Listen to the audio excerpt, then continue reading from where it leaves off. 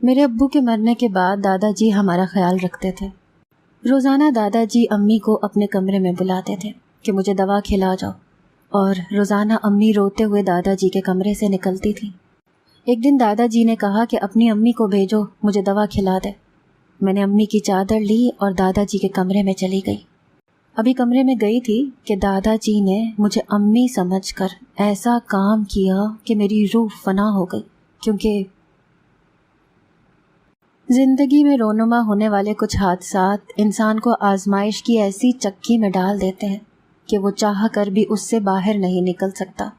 ہم ماں بیٹی بھی ایسی ہی دردناک زندگی بسر کرنے پر مجبور تھے۔ میرے والد کی ناگہانی موت نے ہم پر آزمائشوں کے پہاڑ توڑ ڈالے تھے۔ میری والدہ رو رو کر بے حال ہو چکی تھی۔ ہم لوگ شہر میں رہتے تھے، لیکن میرے والد گاؤں کے رہائشی تھے۔ انہوں نے میری والدہ سے محبت کی شادی کی تھی، لیکن میرے والد کے خاندان نے میری والدہ کو قبول کرنے سے انکار کر دیا تھا۔ یہی وجہ تھی کہ ہم شہر میں رہتے تھے۔ ہم نے آج تک اپنے دادا دادی اور باقی خاندان والوں کو نہیں دیکھا تھا۔ میں اپنے والدین کی ایک ہی بیٹی تھی۔ میں ابھی 18 سال کی ہی تھی۔ میں کالج میں پڑھتی تھی کہ ایک دن اچانک میرے ابا کے دوست ہمارے گھر آئے اور ایک ایسی خبر سنائی کہ ہم جیتے جی ہی مر ہی تو گئے۔ وہ کہنے لگے کہ عبداللہ کا ایکسیڈنٹ ہو گیا ہے۔ یہ سن کر میں اور میری والدہ پریشان ہو گئے۔ ہماری تو جسم سے جان ہی نکل گئی تھی۔ جب تک ہم ہسپتال پہنچے میرے والد دم توڑ چکے تھے۔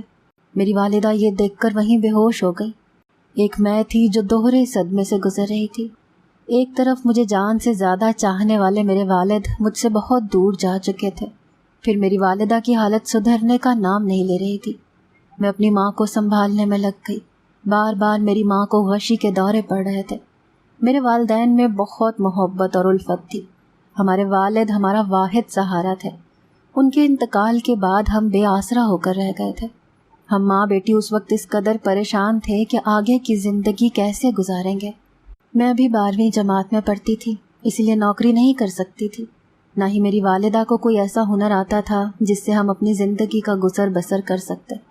اس مہینے کا کرایہ دینے کے بھی پیسے ہمارے پاس نہ تھے، اسی لیے مہینہ ختم ہوتے ہی مالک مکان نے بھی ہمیں کہہ دیا کہ یا تو گھر کا کرایہ دو یا پھر گھر خالی کر دو۔ ہمارے پاس کرائے کے پیسے تو موجود نہ تھے، اسی لیے میں نے سوچا کہ ہم اپنے ابا کے گاؤں چلے جائیں۔ ابا کی زندگی میں ہمارے دادا نے ہمیں قبول نہیں کیا تھا۔ ہو سکتا ہے میرے والد کی موت کا سن کر ان کے دل میں رحم آ جائے، اس لیے ہم گاؤں جانے کی تیاری شروع کرتی۔ امی پہلے تو انکار کرتی رہیں کہ تمہارے دادا بہت سخت مزاج کے ہیں، کبھی ہمیں نہیں اپنائیں گے، لیکن میں نے ان کی ایک نہ سنی۔ گاؤں کا پتہ امی کو معلوم تھا۔ میرے دادا اس گاؤں کے سردار تھے۔ میں نے اپنے ہاتھ کی انگوٹھی بیچ دی جو میرے والد نے مجھے 10ویں جماعت پاس ہونے کی خوشی میں دی تھی، اور ضرورت کا سارا سامان باندھ کر ہم گاؤں روانہ ہو گئے۔ گاؤں پہنچ کر ہم نے ایک ٹانگے والے سے کہا کہ ہمیں امیر صاحب کی حویلی جانا ہے۔ ٹانگے والے نے سردار صاحب کا نام سن کر بڑی عزت سے ہمیں دیکھا تھا، کیونکہ میرے دادا کی گاؤں میں بہت عزت تھی، اسی لیے ان کے گھر کا پتہ سب کو معلوم تھا۔ ٹانگا ایک بڑی سی حویلی کے سامنے رکا تو میں نے ان کی حویلی پر نظر ڈالی۔ محل نما حویلی کو دیکھ کر میرے دل میں خیال آیا کہ ہمارا وہ گھر تھا جس پر میرے باپ کا حق تھا، لیکن میرے دادا نے انہیں اس لیے اس حق سے محروم کر دیا کہ انہوں نے میری والدہ سے پسند کی شادی کی تھی۔ حویلی کے چوکی دار سے ہم نے کہا کہ ہمیں سردار صاحب سے ملنا ہے۔ وہ ہمیں اندر لے آیا۔ وہ سمجھا کہ ہم بے بس اور مجبور سی عورتیں ہیں، چندہ یا خیرات مانگنے آئی ہیں۔ اس نے ہمیں لے جا کر باہر کے لان میں بٹھا دیا۔ کہنے لگا کہ بی بی یہاں پر بیٹھ جاؤ، سردار صاحب ابھی آئیں گے تو تمہاری اچھی مدد کر دیں گے۔ میں اپنی والدہ کے ساتھ خاموشی سے وہاں بیٹھ گئی۔ میری والدہ بہت گھبرائی ہوئی تھی۔ مجھ سے کہنے لگیں کہ جس شخص نے ہمیں تمہارے باپ کی زندگی میں قبول نہیں کیا وہ اب ہمیں کیا قبول کرے گا؟ تم کیوں مجھے یہاں لے آئی ہو؟ میں نے کہا کہ یہ حویلی میں میرے باپ کا بھی حق ہے اور میں اپنے باپ کا حق لینے آئی ہوں۔ ہم کوئی بے سہارا فقیر نہیں ہیں جو یوں فقیرانہ زندگی گزاریں۔ میری بات پر میری ماں مجھے غور سے دیکھنے لگی، کہنے لگیں کہ یہ بڑے لوگ ہیں، ہم جیسوں کو دھکے مار کر نکال دیں گے۔ ابھی میری امی بات کر ہی رہی تھی کہ سامنے سے سردار صاحب آ گئے، سفید کلف لگا شلوار قمیض پہنے۔ وہ ہمیں دیکھ کر مسکرانے لگے، ہمارے پاس آ کر رک گئے، کہنے لگے کہ اپنی ضرورت بتاؤ بی بی۔ سردار صاحب کے گھر سے کبھی کوئی خالی دامن نہیں گیا۔ سردار صاحب کا انداز بڑا متکبرانہ اور نخوت سے بھرا ہوا تھا۔ میں نے کہا کہ میں اپنا حق لینے آئی ہوں۔ میری بات سن کر ان کے ماتھے پر تیوری چڑھی۔ انہوں نے مجھے غور سے دیکھا، پھر پوچھنے لگے کہ کون ہو تم اور تمہارا ایسا کون سا حق رہتا ہے میری طرف؟ میں نے کہا کہ میں آپ کے بیٹے کی بیٹی ہوں۔ یہ سن کر ان کا چہرہ پل میں متغیر ہوا تھا۔ غصے سے لال پیلے ہوتے ہوئے کہنے لگے، مر گیا عبداللہ میرے لیے، اور تم یہاں کیا لینے آئی ہو لڑکی؟ سردار صاحب بلند لہجے سے بولے۔ یہ سن کر میرے آنسو جاری ہو گئے۔ میں نے کہا، سچ کہا آپ نے، میرا باپ مر چکا ہے۔ میں روتے ہوئے بہت دل گرفتگی سے بول رہی تھی۔ یہ سن کر وہ مجھے بڑی حیرت اور تعجب سے دیکھنے لگے، پھر طیش میں آ کر بولے، بکواس بند کرو اپنی، جو منہ میں آ رہا ہے بولی جا رہی ہو۔ کچھ نہیں ہو سکتا میرے عبداللہ کو۔ میں نے کہا، میں سچ کہہ رہی ہوں، آپ کا بیٹا مر چکا ہے۔ یہ سن کر تو ان کا چہرہ بدحواس سا ہونے لگا، ان کی آنکھوں سے آنسو جاری ہو گئے۔ کہنے لگے، کیا کہہ رہی ہو؟ میرا بیٹا مجھے یوں چھوڑ کر نہیں جا سکتا۔ میرا بیٹا ہے وہ، ایک دن میرے پاس لوٹ کر آ جائے گا۔ تم لوگ جھوٹ بول رہی ہو، میرا تم لوگوں سے کوئی رشتہ نہیں ہے۔ وہ بے یقین سے تھے یا شاید صدمے میں تھے، شاید میری بات کا انہیں یقین نہیں آ رہا تھا۔ میری والدہ فوراً کہنے لگیں کہ آپ کا بیٹا ہی میرا شوہر تھا اور یہ آپ کی پوتی ہے۔ امی نے اپنے پرس سے ابو کی تصویر نکال کر انہیں دکھائی اور میری طرف اشارہ کر کے سردار صاحب سے کہنے لگیں کہ یہ آپ کا خون ہے اور میں آپ کی بہو۔ اب آپ چاہیں تو ہمیں اپنا لیں، چاہے تو دھتکار دیں، لیکن ہمارے پاس اس گھر کے علاوہ اور کوئی ٹھکانہ نہیں ہے۔ کچھ دیر تو خاموشی سے روتے رہے، آنسو بہاتے رہے، پھر نہ جانے کیا سوچ کر انہوں نے مجھے اپنے ساتھ لگا لیا اور پھوٹ پھوٹ کر رونے لگے۔ کہنے لگے کہ تم میرے بیٹے کی نشانی ہو، میں تم لوگوں کو کہیں نہیں جانے دوں گا۔ بے شک میں عبداللہ سے ناراض تھا، لیکن میں نے یہ کبھی نہیں چاہتا تھا کہ وہ مجھے چھوڑ کر چلا جائے۔ میں تم لوگوں کو بھی اس طرح نہیں چھوڑ سکتا۔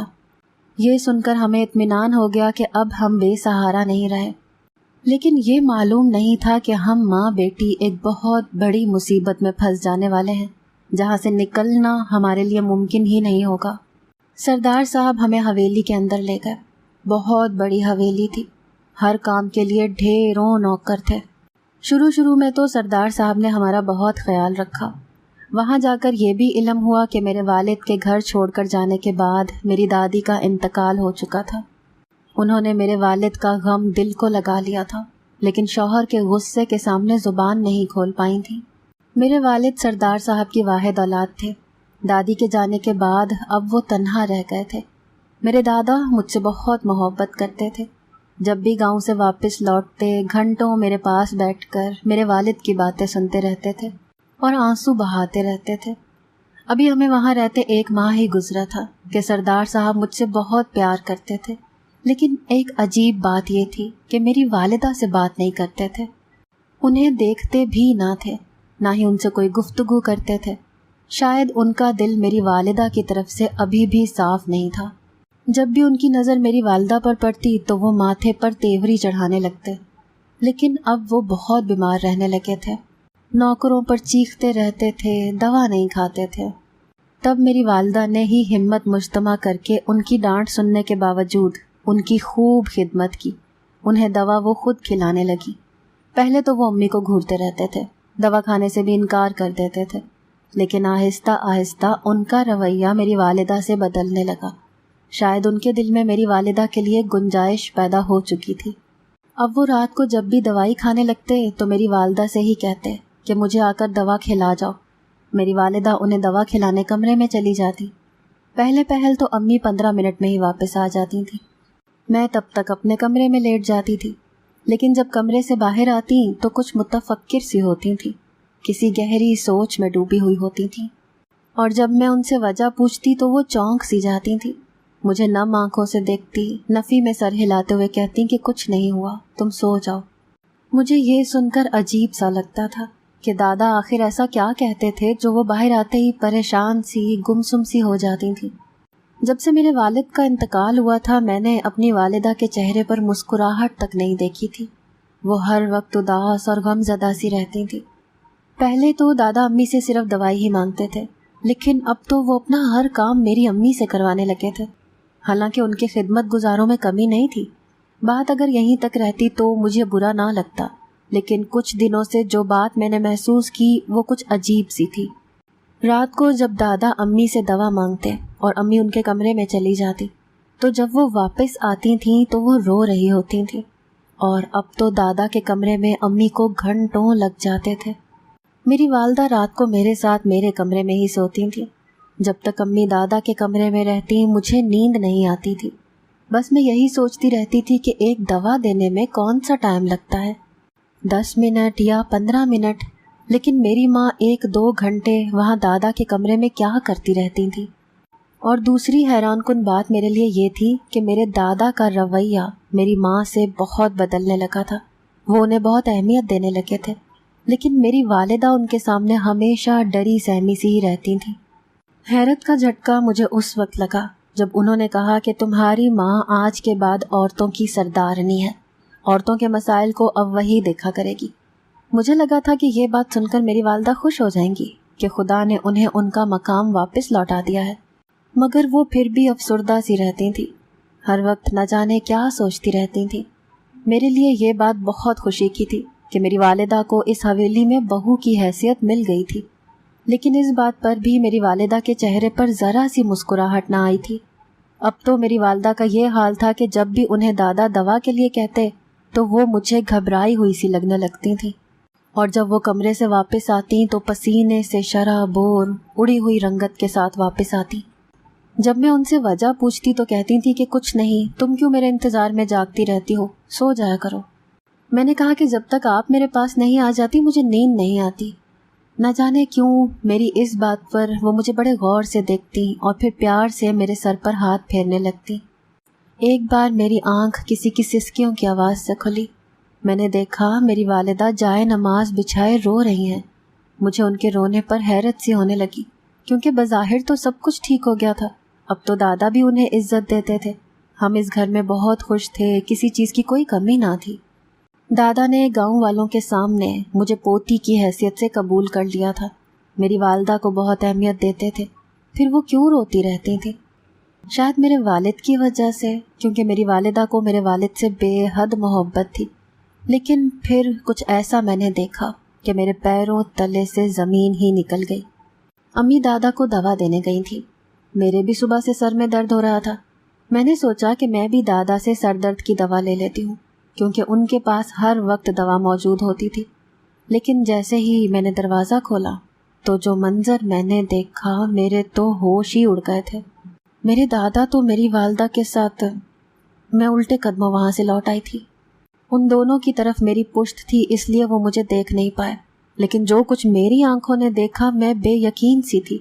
میرا تنفس بری طرح سے چل رہا تھا، ایسا کیسے ممکن تھا؟ نہ جانے کیوں میری آنکھوں سے آنسو بہنے لگے۔ جو کچھ میری آنکھوں نے دیکھا تھا میں آگے ایسا سوچ بھی نہیں سکتی تھی۔ میں اپنی ہی سوچ کی تردید کرنے کی کوشش کر رہی تھی کہ ایسا نہیں ہو سکتا ہے میری نظروں کا دھوکہ ہو، کیونکہ کبھی کبھی ایسا بھی ہوتا ہے کہ جو ہماری آنکھیں دیکھتی ہیں وہ سچ نہیں ہوتا، اور جب سچ سامنے آئے تو ہمیں اپنی آنکھوں کے دیکھنے کے انداز پر افسوس ہونے لگتا ہے۔ جب امی رات کو کمرے میں آئیں تو اپنے آنسو صاف کر رہی تھیں۔ جب میرے پاس آ کر لیٹ گئیں تو میں نے پوچھا، امی آپ جب بھی دادا کو دوا دے کر آتی ہیں تو روتی کیوں ہیں؟ کہنے لگی، سمجھ لو میری قسمت ہی ایسی ہے۔ میں نہیں جانتی تھی کہ وہ مجھ سے سچ کیوں نہیں کہہ رہی، کیونکہ جب میں نے اچانک سے دروازہ کھولا تھا تو دادا امی سے کہہ رہے تھے کہ اگر امی نے ان کی بات نہ مانی تو وہ انہیں گھر سے دھکے دے کر نکال دیں گے۔ میری والدہ ان کے سامنے ہاتھ جوڑ رہی تھیں، روتے ہوئے کہہ رہی تھیں کہ جو وہ کرنا چاہتے ہیں وہ ایک ناجائز عمل ہے۔ میں آپ کی بہو ہوں، آپ کے بیٹے کی بیوی، آپ کیسے میرے ساتھ یہ ظلم کر سکتے ہیں؟ آپ میرے باپ کی جگہ ہیں، خدارا مجھے عزت سے اس گھر کے ایک کونے میں پڑا رہنے دیں۔ میرے انکار پر آپ مجھے گھر سے نکال دیں گے تو میں کہاں اپنی جوان بیٹی کو لے کر جاؤں گی؟ میری ماں رو رو کر میرے دادا سے التجا کر رہی تھی۔ اس سے زیادہ میری سماعت میں مزید کچھ سننے کی گنجائش نہیں تھی۔ میں واپس کمرے میں لوٹ آئی تھی۔ جس قسم کی باتیں میں نے سنی تھیں اور جس قدر میرا دادا میری ماں پر آج کل مہربانیاں کر رہا تھا، اور میری والدہ گمسم سی ہو چکی تھی، جس خیال نے میرے اندر سے جان نکال دی تھی، میں اس کی تردید کر رہی تھی۔ ابھی میں اسی الجھن سے نکلی بھی نہ تھی کہ ہمارے گھر کی ملازمہ نے میرے شک کو یقین میں بدل دیا۔ وہ ملازمہ کہنے لگی کہ سردار صاحب جیسے نظر آتے ہیں ویسے ہیں نہیں، بہت رنگین مزاج کے ہیں۔ جوانی میں تو غیر عورتوں کے ساتھ تعلقات بھی تھے، اب ذرا گاؤں والوں کی نظر میں نیکوکار بنتے پھرتے ہیں، لیکن عیاشی کا اگر اس عمر میں بھی موقع ملے تو چھوڑتے نہیں ہیں۔ اللہ بچائے بھائی ایسے لوگوں سے۔ وہ کانوں کو ہاتھ لگانے لگی۔ یہ سن کر تو میرا تنفس غم اور غصے سے بڑھنے لگا تھا۔ کیا سردار صاحب کو رشتوں کا تقدس بھی بھول گیا ہے؟ مجھے اپنے دادا سے نفرت سی محسوس ہونے لگی تھی۔ اب تو جب بھی امی دادا کے کمرے میں جاتی میں بے چین سی ہونے لگتی تھی۔ میری والدہ نے ایک بار مجھ سے ڈھکے چھپے لفظوں میں کہا کہ تم ذرا اپنے دادا سے دور ہی رہا کرو۔ میں اس بات پر چپ سی رہ گئی۔ اب تو مجھے واقعی سردار صاحب کے کردار پر شک سا ہونے لگا تھا۔ پھر ایک بار میں لاؤنج میں بیٹھی تھی تو سردار صاحب کسی سے فون پر بات کر رہے تھے۔ کسی سے کہہ رہے تھے کہ شادی پر میں تب آؤں گا جب ناچ گانے کا انتظام ہوگا۔ تم تو جانتے ہو کہ میں اپنی عمر کو نہیں دیکھتا، میرا دل تو ابھی تک جوان ہے۔ وہ ہنستے ہوئے اپنی ایک گھٹیا عادت کا اپنے دوست سے بڑی بے باکی سے ذکر کر رہے تھے۔ انہیں تو ایسی باتیں میرے سامنے کرتے ہوئے شرم بھی نہیں آ رہی تھی۔ میں ناگواری سے وہاں سے اٹھ کر چلی گئی۔ ایک دن سردار صاحب میرے پاس آئے، کہنے لگے کہ میری خواہش ہے کہ تم اپنی تعلیم جاری رکھو، اسی لیے میں تمہارا داخلہ کالج میں کروانا چاہتا ہوں، اور دوسری بات یہ میری حویلی میں کمروں کی کمی نہیں ہے۔ یہ تم کیا ہر وقت اپنی ماں کے ساتھ ساتھ رہتی ہو؟ کل میرے ڈرائیور کے ساتھ جا کر کالج میں اپنا داخلہ کروایا ہو اور خود کو عادت ڈالو اکیلے کمرے میں سونے کی۔ میں تمہارے لیے ایک الگ کمرہ سیٹ کروا دیتا ہوں۔ میں نے دل میں سوچا کہ میں اپنی ماں سے الگ ہو جاؤں تاکہ آپ کو کھلی چھٹی مل جائے، لیکن ہم دونوں ماں بیٹی اس وقت بے بس اور مجبور تھے۔ میں سردار صاحب کے ساتھ سخت لہجے میں بات نہیں کر سکتی تھی، اسی لیے میں نے آرام سے کہا کہ مجھے اپنی والدہ کے ساتھ ہی کمرے میں رہنا ہے، مجھے ان سے الگ رہنے کی عادت نہیں ہے۔ لیکن انہوں نے تو میری ایک نہ سنی اور 2 دن میں میرا کمرہ حویلی کے اوپر کی منزل میں منتقل کر دیا۔ میری والدہ بھی اپنی جگہ پریشان تھی، لیکن لب ان کے بھی خاموش تھے۔ میں اوپر کے کمرے میں چلی تو گئی تھی، لیکن یہ بھی سوچ چکی تھی کہ رات کو نیچے اپنی والدہ کے کمرے میں چلی جاؤں گی۔ رات کو جب سب سو چکے تو میں نیچے اپنی والدہ کے کمرے کے پاس کھڑی ہو گئی، لیکن مجھے حیرت اس وقت ہوئی جب میری والدہ کا کمرہ لاک تھا۔ پہلے تو مجھے کچھ تسلی ہو گئی کہ چلو امی نے اچھا کیا کہ دروازہ لاک کر لیا، لیکن سچ تو کچھ اور ہی تھا۔ میں واپس اپنے کمرے میں چلی گئی۔ صبح مجھے کالج جانا تھا۔ میں تیار ہو کر جب نیچے اتری تو یہ دیکھ کر دنگ سی رہ گئی کہ میرے دادا میری والدہ کے کمرے سے باہر نکل کر اپنے کمرے میں چلے گئے۔ میرا دل تو دھک سے رہ گیا تھا۔ تو کیا وہ رات بھر میری ماں کے ساتھ؟ میرا سر بری طرح سے چکرا سا گیا تھا۔ مجھے لگا پوری حویلی میری آنکھوں کے سامنے گھوم گئی تھی۔ میری ماں صرف میری خاطر یہاں پر رہنے پر مجبور تھی تاکہ میں عزت سے رہ سکوں، اور میری خاطر جو قیمت وہ ادا کر رہی تھی یہ سوچ کر تو میری روح فنا ہونے لگی۔ میں سوچ چکی تھی کہ اب اپنی ماں کو مزید آزمائشوں میں نہیں ڈالوں گی۔ رات کو میں دیر تک نیچے اپنی والدہ کے کمرے میں بیٹھی رہی، ادھر ادھر کی باتیں کرتی رہی۔ اس کے بعد انہیں ایک گلاس دودھ کا دیا اور میں نے کہا کہ آپ کو اپنی صحت کی بالکل پرواہ نہیں ہے، اور وہ دودھ زبردستی انہیں پلا دیا۔ میں دودھ میں نیند کی گولی ڈال کر لائی تھی، اسی لیے وہ دودھ پیتے ہی امی کچھ ہی دیر میں سو گئی۔ میں نے جلدی سے اپنی والدہ کا ایک لباس الماری سے نکالا اور پہن لیا، دوپٹہ لے کر تھوڑا سا گھونگھٹ نکال لیا تاکہ میرا چہرہ صاف نظر نہ آ سکے۔ میری شکل بھی اپنی والدہ سے بہت مشابہت رکھتی تھی۔ میں دادا کے کمرے میں چلی گئی۔ اتفاق تھا یا پھر روز ہی ایسا ہوتا تھا کہ دادا کے کمرے میں نائٹ بلب جل رہا تھا۔ میں نے اندر آ کر دروازہ بند کر دیا۔ دادا یہی سمجھے کہ امی آئی ہیں۔ مجھ سے کہنے لگے، میں دوا کھا چکا ہوں، اب میرے پاس آؤ، میں نے بہت انتظار کر لیا تمہارا، اب میں مزید صبر نہیں کر سکتا ہوں۔ دادا کی خباثت مجھ پر کھل گئی تھی۔ میں ان کے پاس چلی گئی۔ اس کے بعد جو کچھ انہوں نے مجھ سے کہا میرے ہوش ہی اڑ گئے۔ میری والدہ میرے سامنے بیٹھی رو رہی تھی۔ دادا غصے سے مجھے اور میری والدہ کو دیکھ رہے تھے۔ مجھ سے کہنے لگے، میں سوچ بھی نہیں سکتا تھا کہ میری ہی پوتی میرے ساتھ ایسا کھیل بھی کھیل سکتی ہے۔ میں شرمندہ سی نظریں جھکائے بیٹھی تھی۔ جب میں ان کے کمرے میں گئی تھی تو انہوں نے مجھے میری والدہ سمجھ کر کہا تھا کہ میں انہیں ان کی بات کا جواب ہاں میں دوں۔ وہ میری والدہ کی دوسری شادی اپنے بھتیجے سے کروانا چاہتے تھے۔ کہتے تھے کہ میری والدہ ابھی اتنی بوڑھی بھی نہیں ہوئی کہ میرے والد کے نام پر بیوہ بن کر زندگی بسر کریں، کیونکہ آج نہیں تو کل وہ میری بھی شادی کرنے کا ارادہ رکھتے تھے، کیونکہ ان کا کہنا تھا کہ وہ اب بیمار رہنے لگے ہیں اور ان کے مرنے کے بعد میری والدہ کہیں پھر سے بے سہارا نہ ہو جائے، اسی لیے اپنی زندگی میں ہی وہ میری اور میری والدہ کی شادی کرنا چاہتے تھے۔ اسی لیے جب میری والدہ ان کے کمرے میں ان کو دوا دینے جاتی تھیں تو وہ میری والدہ سے اسی بات پر بحث کرتے تھے۔ میری والدہ میرے والد سے بہت محبت کرتی تھیں، اس لیے دوسری شادی پر وہ راضی نہیں ہو رہی تھیں۔ میرے دادا اب مجھے تعصب سے دیکھ رہے تھے، کیونکہ جب انہوں نے مجھے میری والدہ سمجھ کر پوچھا تو ساتھ ہی اپنا لیمپ آن کر دیا۔ امی کے کپڑوں میں مجھے دیکھ کر وہ آگ بگولا سے ہو گئے۔ جب مجھ سے پوچھا کہ میں کیوں اس حلیے میں آئی ہوں تو میں نے جھجکتے ہوئے انہیں وہ سب بتا دیا جو میں سوچ رہی تھی۔ دادا کا یہ سن کر چہرہ سرخ ہو گیا۔ انہوں نے مجھے اتنی بلند آواز سے ڈانٹا کہ ان کی آواز پوری حویلی میں گونجنے لگی۔ امی بھی اٹھ کر دادا کے کمرے میں آ گئی۔ جب سچ امی کو پتہ چلا تو انہوں نے میرے منہ پر تھپڑ مار دیا کہ تمہیں شرم نہ آئی یہ سب سوچتے ہوئے؟ اور اب میں گردن جھکائے بیٹھی رو رہی تھی۔ میرے دادا نے بالآخر میری والدہ کا نکاح اپنے بھتیجے سے کروا ہی دیا۔ مجھے بھی وہ میری امی سے دور رہنے کا اسی لیے عادی بنانا چاہتے تھے تاکہ جب وہ ان کی شادی کریں تو میں یہ بات اپنے دل پر نہ لوں۔ مجھے خود پر افسوس سا ہونے لگا۔ میں کیا سوچ رہی تھی؟ صحیح ہی کہا ہے کسی نے کہ آنکھوں دیکھا ہمیشہ سچ نہیں ہوتا۔